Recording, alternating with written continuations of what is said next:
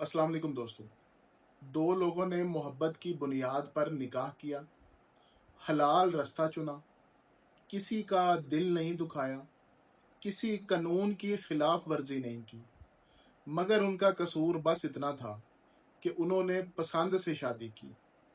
और ज़्यादातर गैरत के ठेकेदारों की गैरत को पसंद से निकाह कभी बर्दाश्त नहीं रहा। दावत पर बुलाया गया, मगर ये खाने की दावत नहीं थी दोस्तों, ये मारने की दावत थी।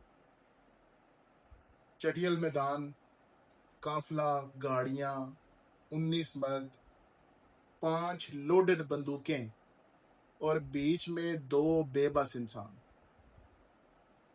दोस्तों, शीतल हाथ में कुरान लिए खुद कत्लगाह की जानब बढ़ी। उसके लबों पर इल्तजा नहीं थी, रहम की दरख्वास्त नहीं थी, सिर्फ एक जुमला था, सिर्फ एक जुमला। वो जुमला ये था कि सिर्फ गोली मारने की इजाज़त है। और फिर 9 गोलियां। एक औरत की मोहब्बत, वकार, वजूद, सब कुछ छीन लिया गया।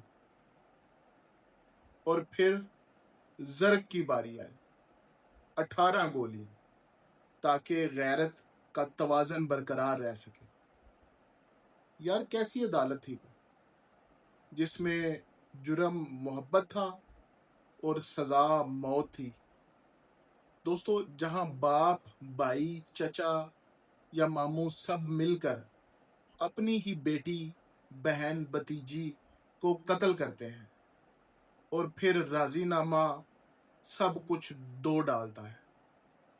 क्या किसी ने सवाल किया, अगर कुरान उसके हाथ में था तो तुम्हारे हाथ में बंदूक क्यों थी? अगर वो बगैरत थी तो तुमने गैरत का सबूत किस अमल से दिया? दोस्तों, शीतल तो रुखसत हो गई, मगर वो हजारों सवाल छोड़ गई। और शायद कल कोई और शीतल किसी और जर्ग के साथ उसी मैदान में खड़ी हो, उसी पगड़ी के नीचे इंसाफ मांगे और फिर मट्टी में दफन कर दी जाए। सवाल सिर्फ ये है, क्या गैरत के नाम पर कत्ल करने वालों की गैरत सिर्फ निकाह करने वालों के लिए क्यों जागती है? इसका हक तो उन्हें उनका खालिक भी देता है यार। और अगर यही गैरत किसी बेटे की हरामकारी पर नहीं जागती, किसी जानी को सरेआम शरीयत इस्लामिया के तहत कोड़े नहीं मारे जाते, तो फिर ये गैरत नहीं दोस्तों, ये बुज़दिली है। सूरतुन निसा में ये वाज़े तौर पर लिखा हुआ है दोस्तों, जिसका मफहूम और तर्जमा कुछ यूं है, बस तुम उन औरतों को ना रोको कि वो अपने शोहरों से निकाह कर लें, जबकि वो आपस में मारूफ तरीके से राजी हो जाएं। दोस्तों, दीन इस्लाम का नाम लेना बड़ा आसान है, जबकि दीन पे चलना बड़ा मुश्किल है।